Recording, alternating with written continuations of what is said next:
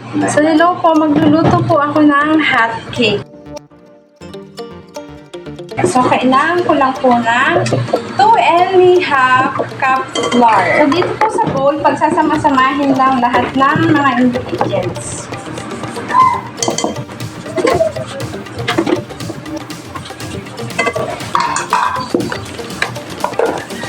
White sugar.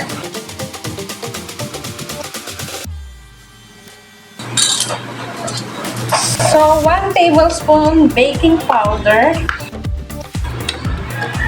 1 teaspoon dry yeast. 1/2 salt. And 2 eggs. 1 tablespoon vanilla. So, 1 tablespoon oil.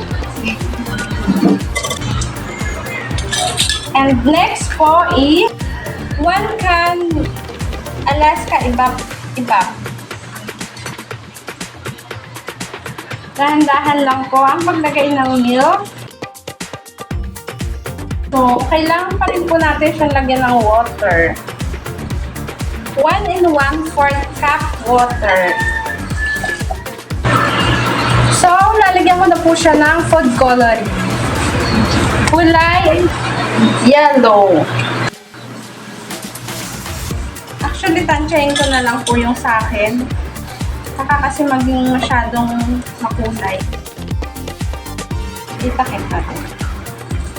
So, re-rest po natin siya ng 30 minutes.